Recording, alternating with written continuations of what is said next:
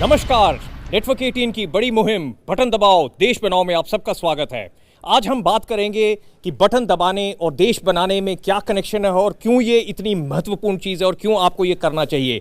1947 में जब भारत आज़ाद हुआ तब हम दुनिया की सबसे बड़ी प्रजातंत्र थे। 1951-52 में जब पहले इलेक्शंस की तैयारी हो रही थी उस वक्त हम दुनिया के सबसे बड़े प्रजातंत्र थे। 2019 में हम दुनिया के सबसे बड़े प्रजातंत्र हैं, लेकिन आज भी 30 करोड़ ऐसे लोग हैं जो अपनी वोट नहीं डालते। वो अभी भी वोट डालने से कतराते हैं। क्या वो कारण है कि वो वोट नहीं डालते, उनके बारे में हम बात करेंगे। और आज हम लवली प्रोफेशनल यूनिवर्सिटी के इस कैंपस में हैं जहां हमारे साथ बहुत सारे नौजवान हैं। कई आप में से पहली बार शायद वोट डालेंगे। यहां पर कितने लोग हैं जो पहली बार वोट डालने की बात कर रहे हैं, सोच रहे हैं? इस तरफ कितने लोग हैं जिन्होंने वोट अभी तक डाली है? इस तरफ तो हम देख रहे हैं कि काफी सारे लोग यहां पर ऐसे हैं जो कहते हैं कि हम वोट डालेंगे, लेकिन काफी सारे ऐसे लोग हैं यहां पर जिन्होंने वोट नहीं डाली है। तो क्या वो कारण है जिनके चलते आप लोगों ने वोट नहीं डाली? अगर मैं आपके इसके बारे में व्यूज लूं कि क्यों आप लोग वोट नहीं डाल रहे हैं। सर, यदि आम जनता की बात करी जाए और अगर मैं युवाओं के ऊपर बात करूं तो एक युवा पीढ़ी का छात्र अगर कॉलेज में पढ़ता है तो उसे अपना वोट देने के लिए शायद 28 घंटे सफ़र करके अपने क्षेत्र पे जाना पड़ेगा। जैसे अगर मुझे उत्तर प्रदेश जाना हो तो मुझे करीबन 28 घंटे लगेंगे, और ये अगर देखा जाए तो बहुत ही मुश्किल कारण है और ये बहुत बड़ी बाधा है एक व्यक्ति को अपने वोट का लाभ उठाने में।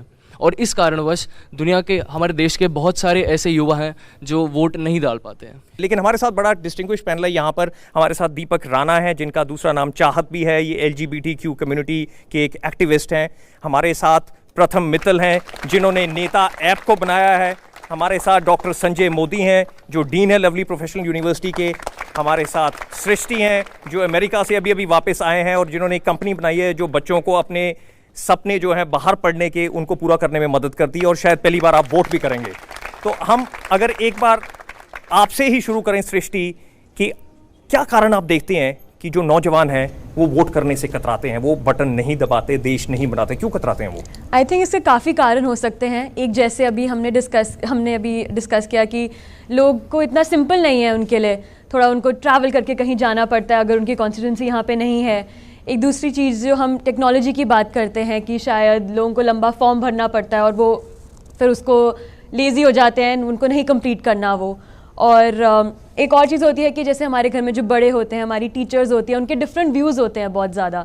तो हम उनको सबके व्यूज़ अगर लेने जाए तो बच्चा आई थिंक कंफ्यूज हो सकता है, जो फर्स्ट टाइम वोटर्स है स्पेशली। एंड शायद जो वो कन्विंस ना भी हों फिर भी वो किसी गलत आदमी के लिए ना वोट कर दें, तो शायद वो नहीं भी वोट करते इस रीज़न से। एक वोट की कीमत, क्या लगता है आपको कि उस वोट की कीमत क्या है? एक वोट की कीमत बहुत ज़्यादा होती है, लेकिन हम अपने दिनचर्या में ये भूल जाते हैं कि ये एक हमारे लिए जिम्मेदारी है। हमारा दिनचर्या इतना टाइट शेड्यूल रहता है कि हम पढ़ाई करते हैं, लोग अपना मतलब उनका खाना पीना सब उनके काम पे डिपेंड करता है। वोट देने के लिए हमें कहीं दूर जाना पड़े, एक ये ऊपर से हमारे पास इतनी सुविधा भी नहीं है कि हम ये वोट करके हम अपनी रिस्पॉन्सिबिलिटी फुलफिल करें। इसके कारण युवा पीढ़ी वोट नहीं देना चाहती है। डॉक्टर संजय मोदी, आप कैसे देखते हैं इस सारी सिचुएशन को? जब पढ़ा लिखा नौजवान आगे नहीं आ रहा तो ऐसे ही होगा। लेकिन अब बड़ी अच्छी चीज़ हमें देखने में जो आ रही है, अभी IIT के कुछ ग्रेजुएट्स ने अपनी एक पार्टी बनाई है और they are trying to contest elections. So solution तो यही है कि किसी न किसी को तालाब में उतरना पड़ेगा, छलांग लगानी पड़ेगी ताकि सोल्यूशन निकल पाए। ये घर बैठकर सिर्फ ये कह के कि हमें समझ नहीं आती, हमारी वोट का कोई मतलब नहीं है, इससे कोई फ़र्क नहीं पड़ेगा, ये तो बिल्कुल एक मायूसियत की बात है और ये किसी बात का सलूशन नहीं है। हमें तो एक करेज लेकर मोबिलाइज करना पड़ेगा लोगों को कि yes we have to vote, और एक सही आदमी को वोट करो, और नहीं तो मैं खड़ा हो जाता हूँ, ये कहना पड़ेगा किसी को। डॉक्टर संजय मोदी ने अभी भी बताया कि ये मायूसियत की बात है अगर लोग वोट ना डालें। आप क्या कहते हैं इस बारे में? सर, अगर हम लोग वोट नहीं डालेंगे तो आगे देश चलेगा कैसे? हर कोई यही सोच के बैठेगा कि हम नहीं डालेंगे तो ऐसे कौन नेता खड़ा होगा? कोई भी आगे नहीं आएगा। हर किसी को जैसे अपना फ्यूचर हम खुद बनाते हैं, खुद पढ़ते हैं, वैसे ही हमें खुद ही वोट देने जाना होगा। अगर कोई स्टेप नहीं लेगा तो फिर कोई आगे बढ़ेगा कैसे? कोई भी नेता खड़ा नहीं होगा।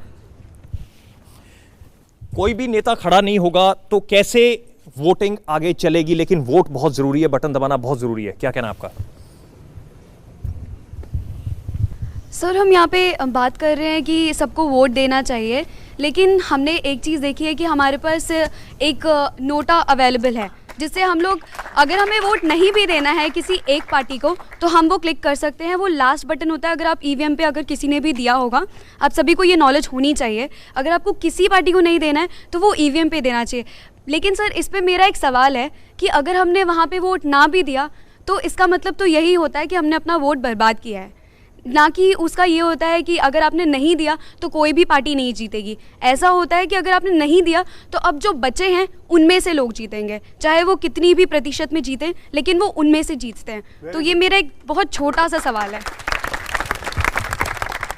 ये इन्होंने कहा कि अगर आप वोट नहीं भी डालना चाहते तो आप नोटा जरूर करें, ताकि आप उस एक्सरसाइज में पार्टिसिपेट तो करें। लेकिन प्रथम अगर हम आपसे बात करें, नेता ऐप आपने बनाई जी, नेता ऐप के आप फाउंडर जी। हैं। नेता ऐप एक ऐसा सिस्टम है जिसके जरिए काफ़ी लोग जुड़ चुके हैं और वो उस पर बटन दबाते हैं, वो अपनी चॉइसेस उसमें करते हैं, अपनी पसंदें उसमें अंकित करते हैं, जो उसमें नजर आते हैं आंकड़ों के जरिए, आपको डाटा नजर आता है वो। बिल्कुल। तो क्या ये एक पहला कदम है जो इन यूथ ने लिया, इन नौजवान ने लिया, कि किसी तरीके से तो हम प्रजातंत्र के साथ जुड़ें, किसी तरीके से हम डेमोक्रेसी के साथ जुड़ें? देखिए जैसे हम सुन रहे हैं कि जो यूथ है आज का वो काफ़ी जागरूक है और वो एक सोफिस्टिकेटेड वोटर है। वो जाति या वादों के आधार पे वोट नहीं करना चाहता, वो हार्ड डेटा के आधार पे वोट करना चाहता है। वो देखना चाहता है कि जिस नेता के लिए मैं वोट कर रहा हूँ उसने क्या काम किया है, क्या काम नहीं किया है, उसके कितने क्रिमिनल केसेस पेंडिंग हैं, कितने नहीं हैं, वो उसकी क्या एज है, क्या मैं उससे रिलेट कर सकता हूँ कि नहीं कर सकता हूँ, ना कि उसकी जाति क्या है या उसका रिलीजन क्या है। तो जो ये सारा डेटा है कि नेता ने कितना काम किया, कब किया, कैसे किया, वो सारा का सारा जो काला चिट्ठा है वो सारा नेता ऐप पे आपको मिल सकता है, किसी भी नेता का। तो हमारा मुहिम यह है कि वोट देने से पहले आप नेता की रेटिंग और नेता का रिकॉर्ड जरूर देखें। तो ये जो चीज़ है वो नेता ऐप प्रोवाइड करती है। तो प्रथम जो नेता ऐप पे आप ये सारे जो आंकड़े हैं उनको आप जोड़ रहे हैं, उनको आप अंकित कर रहे हैं, तो आप क्या ट्रेंड्स देख रहे हैं उसमें? क्या आपको क्या नजर आ रहा है उस डेटा में? क्या कौन सी पिक्चर जो है धूमिल सी है जो अब साफ होती हुई नजर आ रही है आपको? देखिए कौन जीत रहा है कौन हार रहा है इस पर तो नहीं कमेंट करेंगे, पर इतना ज़रूर कहेंगे कि लोगों ने इस ऐप को बहुत अच्छी तरह से अपनाया है। ऑलरेडी हमारे पास 2.5 करोड़ के करीब यूज़र्स हैं। अब लेके चलिए यदि 90 करोड़ यूज़र्स वोट कर रहे हैं, उसमें से 4% यूज़र ऑलरेडी इस ऐप को अडॉप्ट कर चुके हैं। तो कहीं ना कहीं से समझ हमें ये आ रही है कि टेक्नोलॉजी जो है वो आने वाले टाइम में एक बहुत बड़ा रोल प्ले करने वाली है। तो मुझे लगता है बहुत दूर नहीं है ये टाइम भी कि आप घर बैठे अपने फ़ोन से, अपने कंप्यूटर से ही वोट कर पाएँ एक्चुअल इलेक्शन में। ये तो एक ऐप बेस्ड सिस्टम हो गया अभी, पर मुझे लगता है हम सिर्फ 10-15 साल शायद दूर हैं कि हम लिटरली नेता जेब में होगा, आपके फ़ोन के जरिए नेता आपकी जेब में होगा।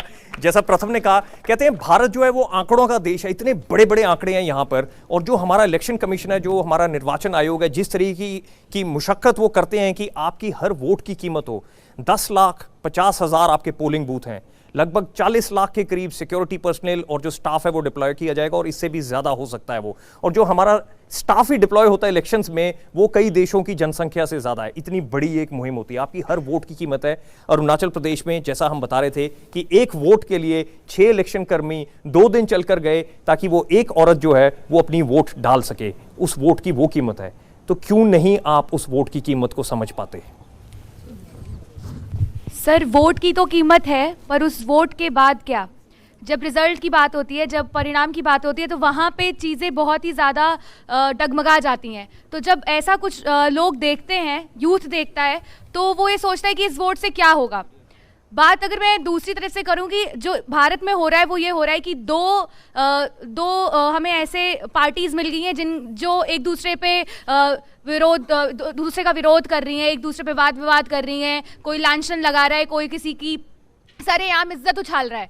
तो ये सब देख करके यूथ ये सोचता है, जो आज का युवा पीढ़ी है वो ये सोचता है कि ये तो एक बॉलीवुड ड्रामा चल रहा है, इसमें क्यों पढ़ना। मेरे हिसाब से जैसा कि अभी हमारे पैनल में बैठे हुए एक छात्र ने कहा, हमें जो हमारे नेता हैं उन्हें ये करना चाहिए कि वादे जो करते हैं, जो निर्वाचन से पहले वो जो वादे करते हैं उन पे ध्यान दें, ना कि सिर्फ और सिर्फ ये वादों का पुल बनाए जिनका कोई अस्तित्व नहीं होता।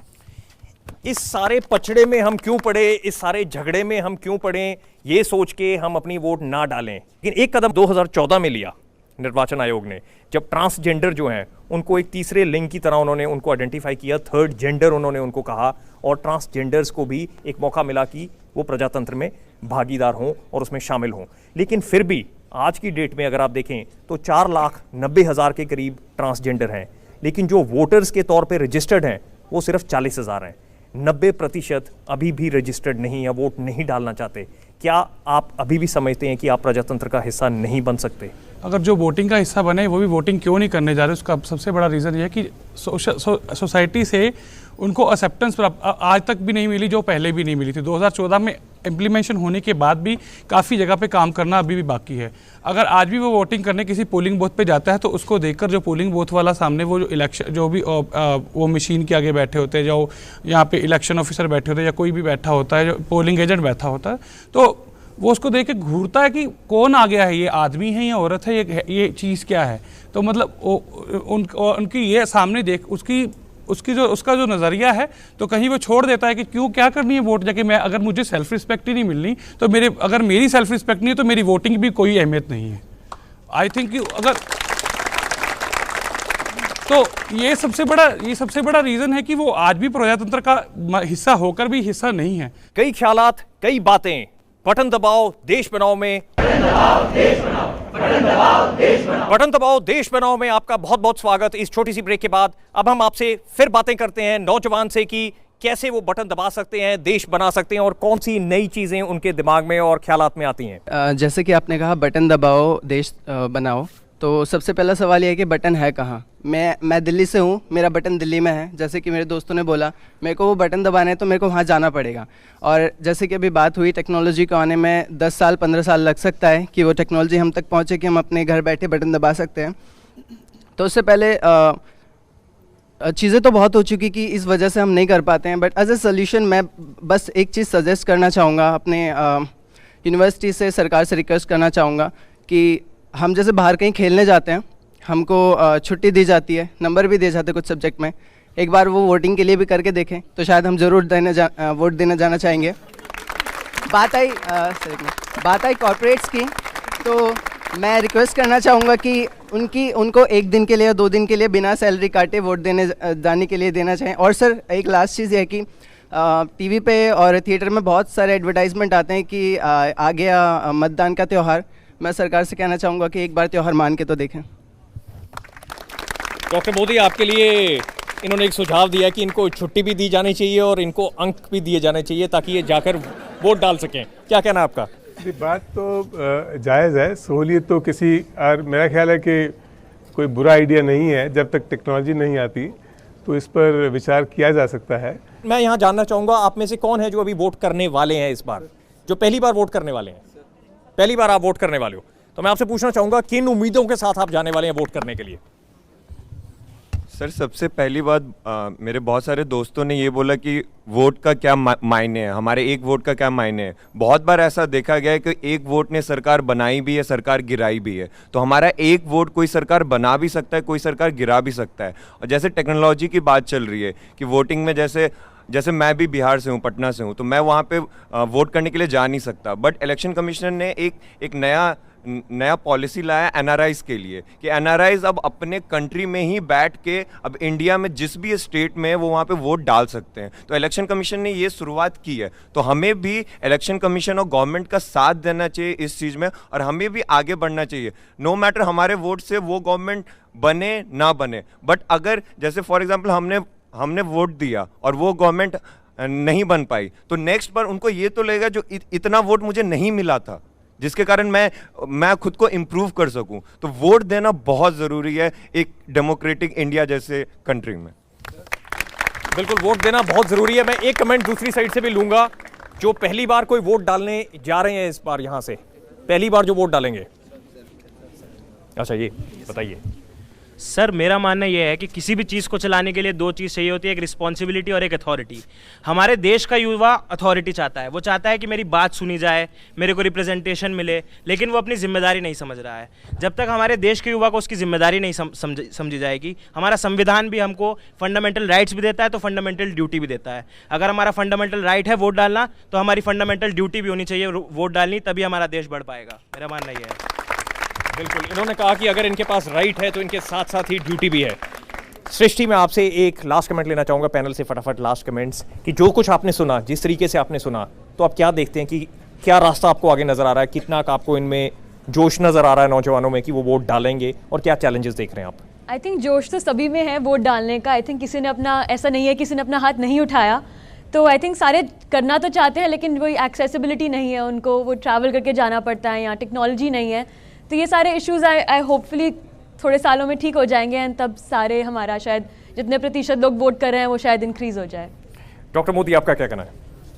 मुझे तो ना एक शेर याद आता है, वो कहते हैं कि फ़िक्र माश ज़िक्र खुदा याद रफ्तगां, 2 दिन की ज़िंदगी में भला कोई क्या करे।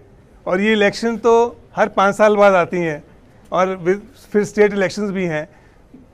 हिंदुस्तान में इतने मसले हैं, गुर्बत के, हेल्थ के, अनएजुकेशन के, तो ये हैं बड़े मसले। जब तक ये सॉल्व नहीं होंगे, ये प्रॉब्लम का कोई अच्छा इमीडिएट सोल्यूशन नहीं है। हाँ, टेक्नोलॉजी अगर मिल जाए तो शायद कुछ राहत मिले, लेकिन ये बेसिक मुद्दे जब तक एड्रेस नहीं करेंगे सरकार की तरफ से, तब तक बहुत मुश्किल है इस परसेंटेज को इंक्रीज़ करना। प्रथम, ऐप आपने बना दी, हाँ जी। लोग उस ऐप के साथ जुड़ना शुरू हो गए, फ्यूचर हमारे को नज़र आ रहा है कि कहीं ना कहीं डिजिटल और टेक्नोलॉजिकल सॉल्यूशंस ज़रूर इन चीज़ों को सॉल्व करेंगी जो हम यहाँ पर सुन रहे हैं कि कोई यहाँ बैठा है, उसकी वोट कहीं पर है, वो कैसे वोट डाले। क्या देख रहे हैं आप? देखिए, हमने आंकड़ों की बात करी थी। आपको शायद ये जान के इंटरेस्टिंग लगेगा, आपको पता होगा, बच्चों को भी इंटरेस्टिंग लगेगा कि 30 करोड़ लोगों ने वोट नहीं डाली थी पिछली बार, राइट। और पिछली बार जो पार्टी जीती थी, बीजेपी जीती थी, वो 19 करोड़ वोटों से जीती थी। आप ये सोचिए, यदि वो 30 करोड़ लोग वोट करते तो इलेक्शन किसी भी तरफ जा सकता था। 19 करोड़ मतलब जो विनिंग पार्टी थी, उनकी टोटल नंबर ऑफ वोट्स थी, और 30 करोड़ लोगों ने तो वोट ही नहीं किया, राइट। और इस बार इंटरेस्टिंग बात यह है कि 14 करोड़ फर्स्ट टाइम वोटर हैं जो रजिस्टर्ड है, मतलब कि रियली पावर आपके हाथ में है। आप में से यदि 10 या 20% लोग ज्यादा वोट करने चले गए तो किसी भी पार्टी का भविष्य बदल सकता है। आप यदि ये समझ जाएं और यदि देश ये समझ जाए, तो मुझे नहीं लगता कि हमारी 90% से कम वोटिंग टर्नआउट होगी इस बार। ताकत आपके पास है, भविष्य आप बदल सकते हैं, बटन दबाओ, देश बनाओ। चाहत, आप क्या कहेंगे? एक्चुअली अगर मैं बात करूं तो फिर से वही बात कि वोट तो देना ही है, वोट तो मेरा हक है और मुझसे कोई छीन नहीं सकता, और मुझे भी देना है। तो I request to all of you कि इन सबको, यूथ को भी है कि वोट दो, ज़रूर दो।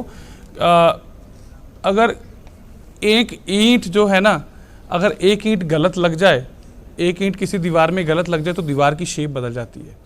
तो अगर एक ईंट को निकाल दो नीचे वाली ईंट को, तो पूरी दीवार गिर भी सकती है। तो अपनी उस दीवार की नींव में जैसे एक ईंट की अहमियत है ना, अपनी वोट की अहमियत को वैसे ही समझो कि हमारी वोट की अहमियत वो है। वोट की अहमियत समझो। दुनिया का सबसे बड़ा प्रजातंत्र हमारा देश है। अगर आप पॉपुलेशन देखें पूरे यूरोपियन देशों की, उससे ज़्यादा वोटर हिंदुस्तान में है। अगर आप पूरे अफ्रीकन कंट्रीज़ के वोटर्स को जोड़ लें, उससे ज़्यादा वोटर हिंदुस्तान में है।